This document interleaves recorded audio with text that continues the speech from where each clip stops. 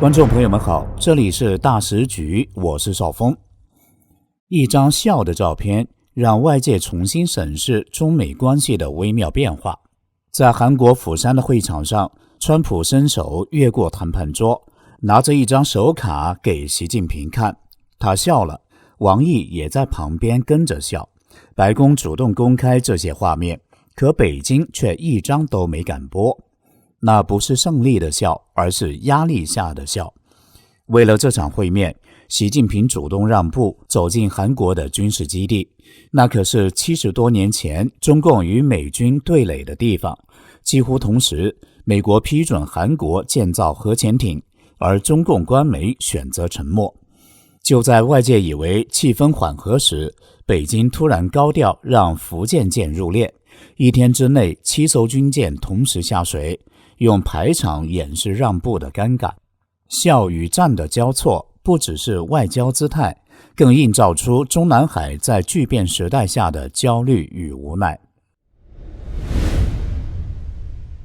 路透社11月7号独家报道似乎显示中美关系正走向平稳。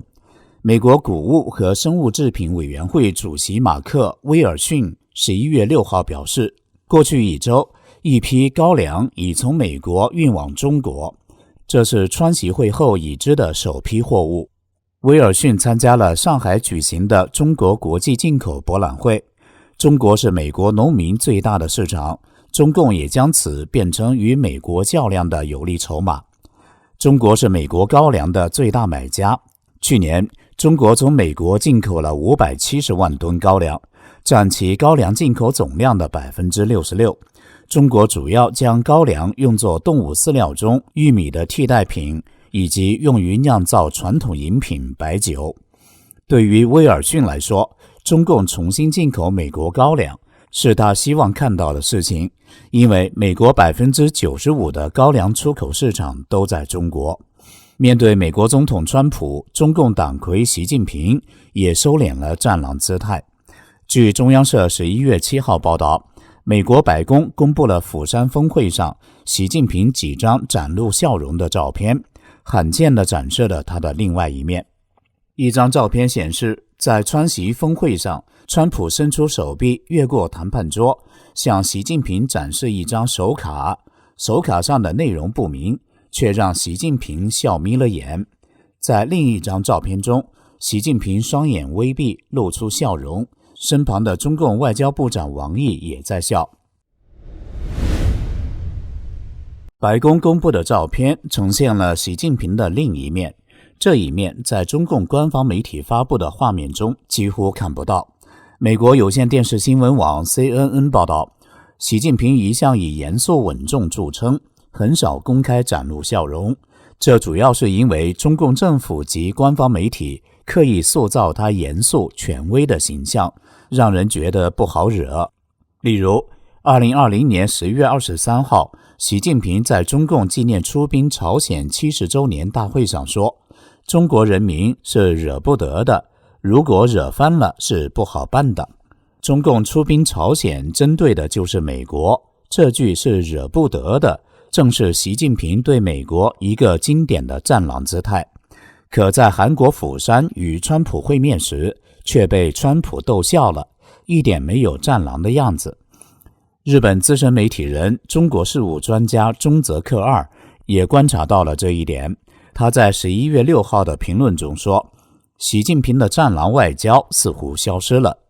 中泽克二看到，习近平在出访韩国期间，在与美日韩等国领导人的会谈过程中，过去那种强硬的战狼风格不见了，取而代之的好像还有些谦让。尤其在与川普会面之前，习近平对地点的选择做出重大让步，同意在釜山金海国际机场附近的空军基地内进行对话，屈就川普的行程。中泽克二认为，在朝鲜战争爆发初期，釜山曾经是韩国以及美国所领导的联合国军最后的据点。当时中共与美韩属于敌对势力，所以习近平踏入韩国军事基地与川普会晤，是过去难以想象的画面。而新华社等中共官媒仅以美中领导人在金海国际机场内的一间蓝顶贵宾室会面进行报道，害怕中国民众一旦知道了习近平在具有特殊历史背景的地方与川普会面，丢了中国人的颜面，特意做了遮掩。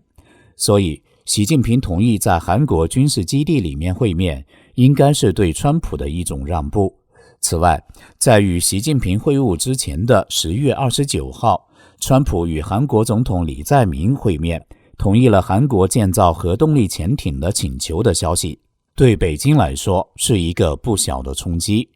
美国核潜艇常在釜山基地停靠，如果韩国拥有能覆盖包括东海在内广阔海域的核潜艇，对中共是一个巨大的安全挑战，中共海军进入太平洋的难度也将增加，甚至可能影响台湾问题。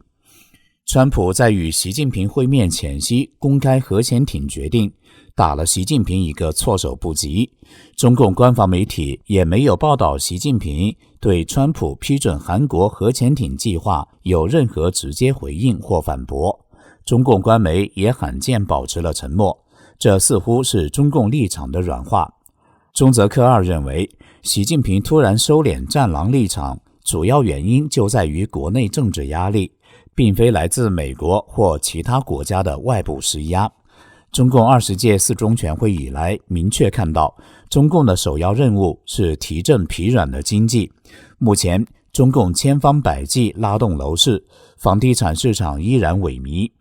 习近平11月2号在韩国庆州宣布，明年 IPEC 峰会将由广东深圳主办，广东是中国南方沿海经济重地。作为下届 IPEC 轮值主席，习近平肩负着提振地方经济、重塑社会氛围的任务。在这种背景下，已无法继续采取战狼式态度。他渴望美国推迟提高对中国商品的关税，也希望借助川普访问中国的机会，改善中共目前在国际经济环境中的处境，越早越好。因为习近平已是无可奈何，没有选择的余地，只好放软姿态，向川普做出重大让步。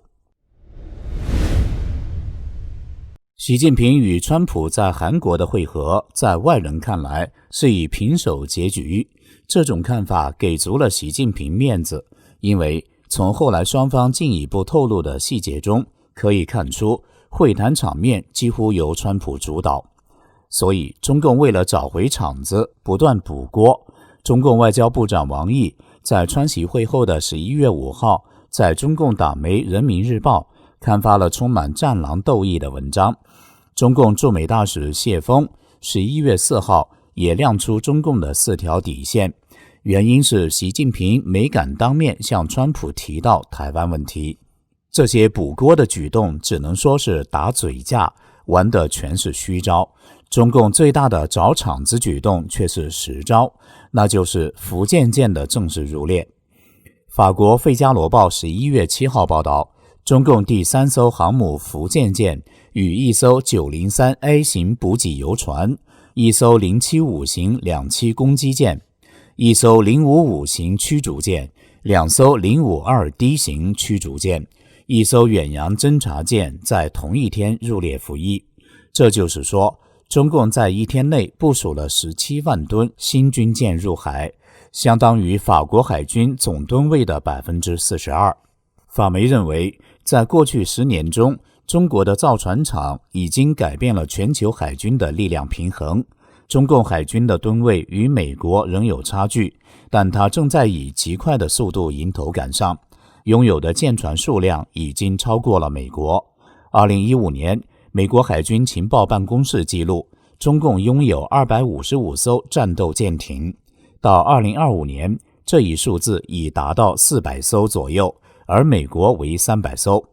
据战略与国际研究中心的一项研究，2019年至2023年间，中国4大造船厂共生产了39艘军舰，总排水量达55万吨。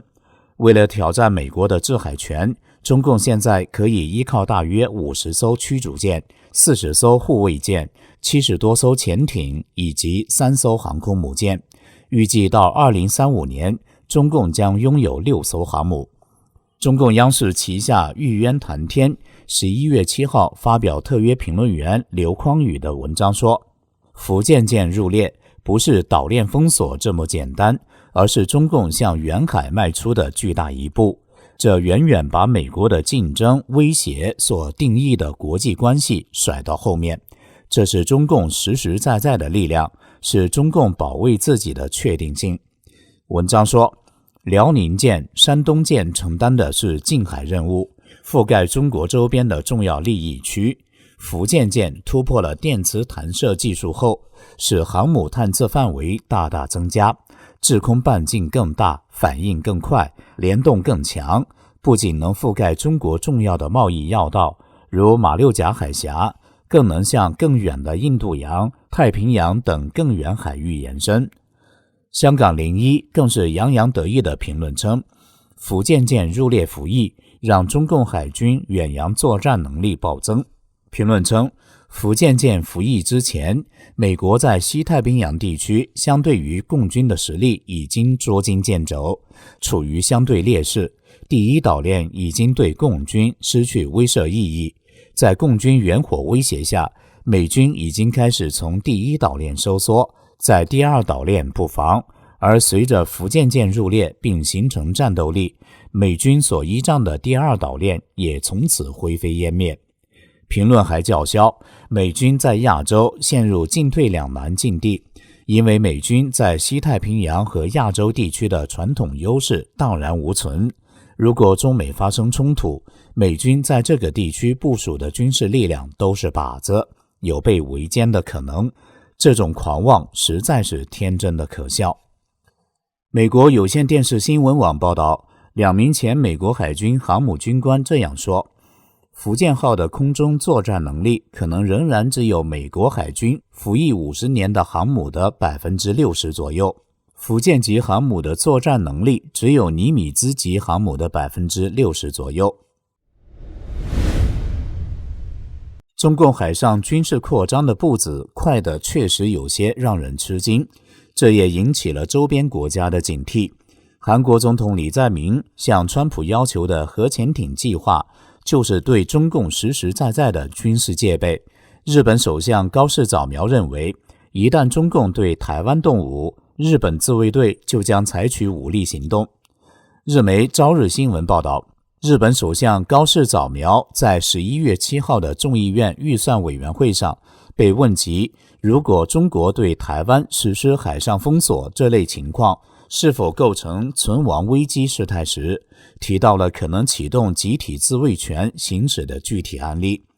高市在谈到台湾有事时指出，中共如果是出动战舰且伴随动用武力的情况，那无论怎么看都可能构成存亡危机事态的案例。